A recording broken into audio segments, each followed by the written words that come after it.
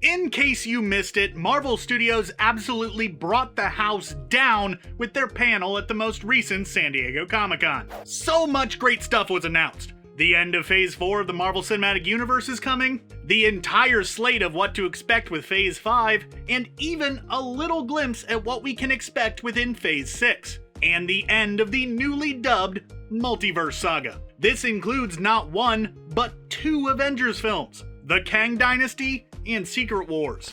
Now, there is quite a bit of time before the end of Phase 6 and the release of those movies. But between now and then, there is also a lot of stuff that needs to happen if the studio is going to do Secret Wars justice. So let's talk about that. In this video, I'm going to break down a few of the things that I personally think Marvel Studios should do to properly set up for the end of Phase 6. There's a lot of speculation in this one, but it's all in good fun, so keep that in mind as we move forward. Without any further ado, let's go ahead and dive right into it.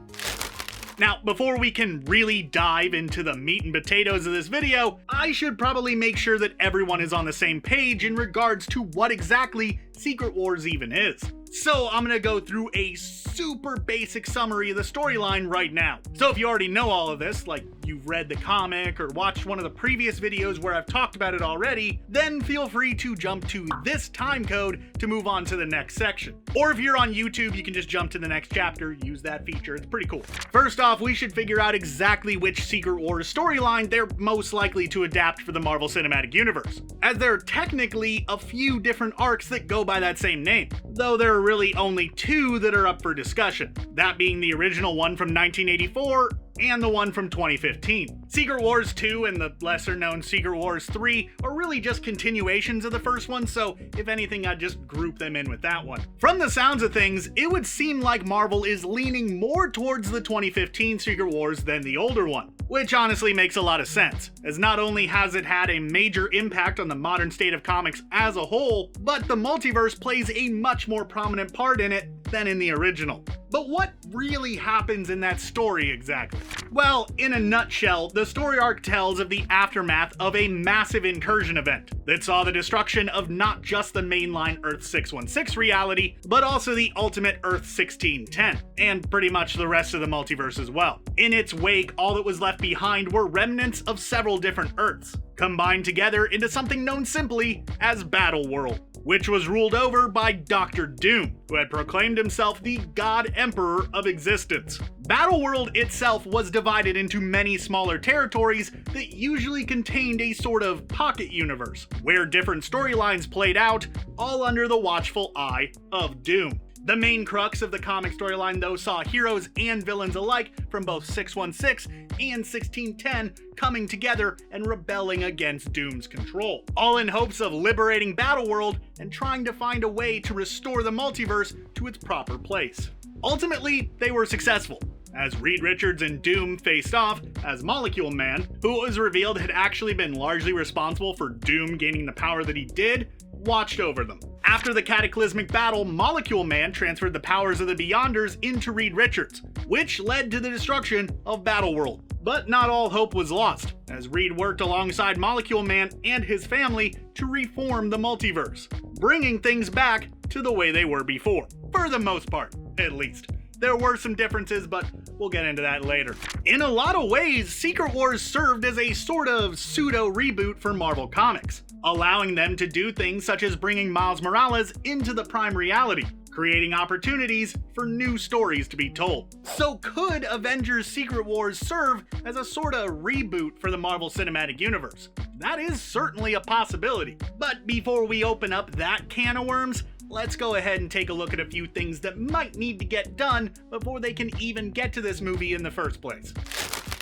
So, obviously the multiverse is going to play a big part in Secret Wars, much like it did on the page. I mean, this trilogy of phases is literally called the Multiverse Saga. So you know, it's probably safe to assume that it's going to be a big deal regardless. However, the thing about Secret Wars that works so well on the page is the fact that it isn't just a story about characters from Earth 616. but rather a story about characters from multiple universes that the reader is already connected to, already aware of. And within the MCU, we have had smaller spots of this here and there. Now that the older Spider-Man films are officially connected to the larger universe, we have them to lean on a little bit. But that's really it. Now, here we have a pretty major opportunity. You see, one of the greatest strengths of the MCU is the fact that all of the stories are connected. They all feed into one another in sometimes small, yet still significant ways. As an audience member, that's awesome. Love that for us. But as a filmmaker and a storyteller, that presents some pretty serious hurdles. Hurdles that can be overcome via the multiverse. Imagine if writers and directors working on Marvel properties were granted the freedom to shake off the last 3 or 4 phases worth of continuity in order to craft brand new stories, standalone stories that exist within an alternate universe, establishing a new continuity that could go in unexpected directions. This would allow them to establish a secondary universe much in the same way that the Ultimate Universe did for the comics. And while it would be disconnected in terms of canon, it would still all connect in the end to the wider MCU via the crossover with Secret Wars. Because how do you top the most ambitious crossover in cinematic history? By not just crossing over a group of characters, but 2 entire universes. As I stated earlier, we do already have some connected universes that could be built upon, and it looks like we're already getting more. At San Diego Comic-Con, we got our first look at the animated Disney Plus series, Spider-Man Freshman Year. While that show appears at first glance to be within the MCU, certain things, like the inclusion of Norman Osborn, lead us to think that it might be a new reality being created right before our eyes. An animated reality. Of course, that means there's now a 4th Peter Parker running around, which is not great, but you know, it's a start. All I'm really saying here is that it would be fantastic to see them expand the multiverse, which is something they're more than likely going to do, but probably not to the degree that I'm advocating for here. How awesome would it be if the entirety of Phase 6, with the exception of those last 2 Avengers films, were in an entirely separate universe? Would be kinda cool, honestly. And just imagine how hyped we would all be having taken a break from the mainline MCU, only to see all of those characters appear in Kang Dynasty or Secret Wars. That would be a lot of fun, in my opinion. Now let's get into the more specific adaptation stuff. Someone who plays a massive role in Secret Wars is Dr. Victor Von Doom, the ruling monarch of the European nation of Latveria. It's a pretty safe bet that we're going to be seeing Doom in the Fantastic Four's debut within the MCU. Given his close association with those characters, it's pretty much a no-brainer. However, given his prominence within the Secret Wars story, I personally think that having just one phase with Doom might not be enough to establish him as a character. So I'm suggesting that they introduce Doom before the Fantastic Four's first solo movie. But if they do that, where would make the most sense to have him first appear? Well, let's go ahead and take a look at Marvel's slate of upcoming movies. He could cameo in Black Panther: Wakanda Forever. While he doesn't really have a long history with Wakanda on the page, given his status as the leader of a foreign country, he could in some ways be connected to the movie via diplomatic means. In the trailer, we see a shot where it looks like T'Challa's mother is going to go speak at some kind of UN event or something like that.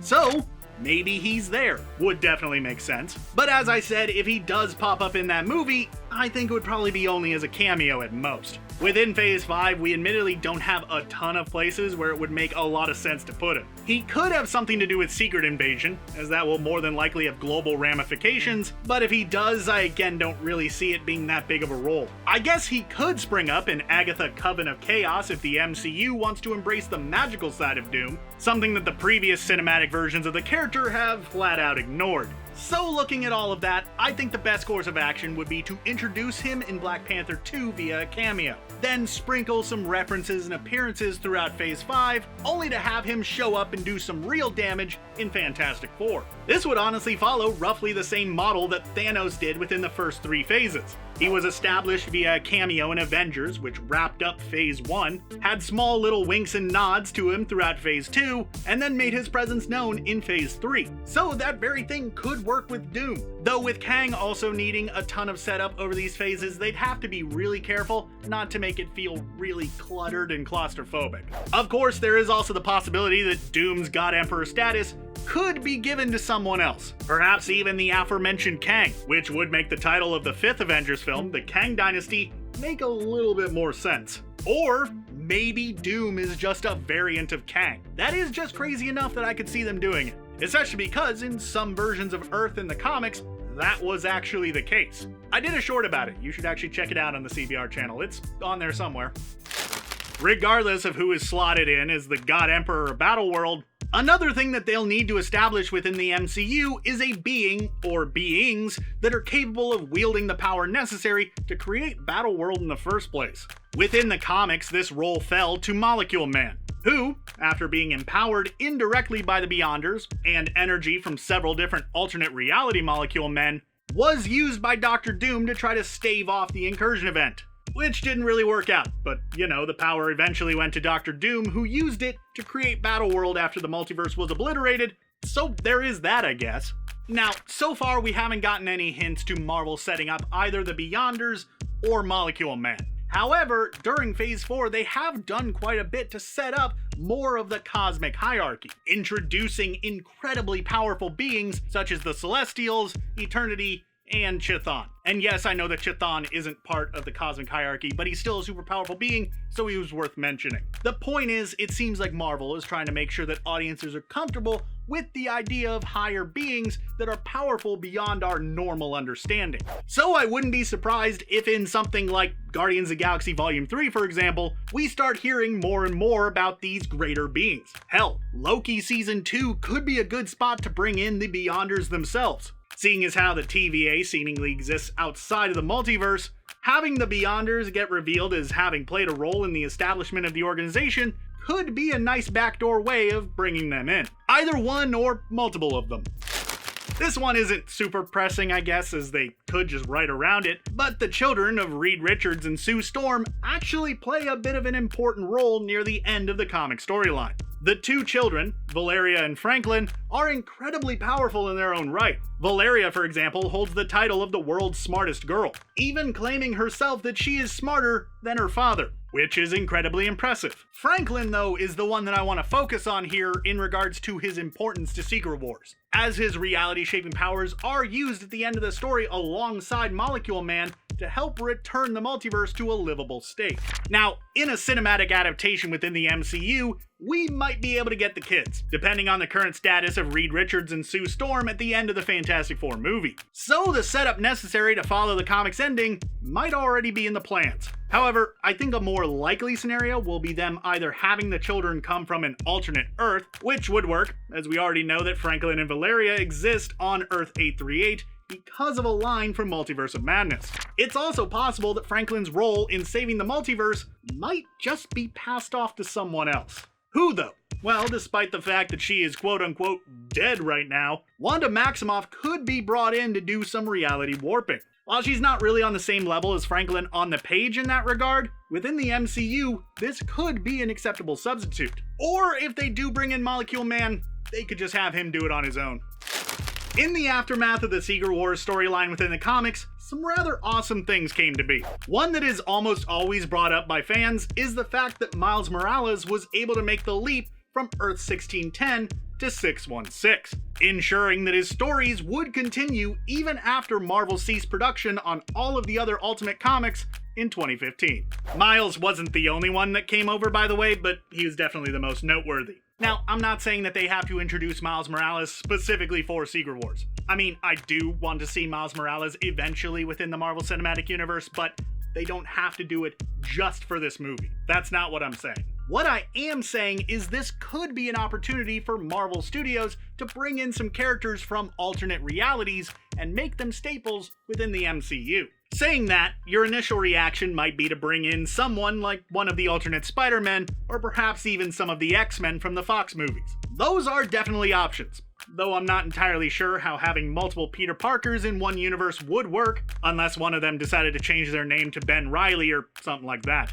Actually, now that I say that, that sounds pretty cool. And it would be slightly less ridiculous than having them adapt Clone Saga, I guess. But here's the thing.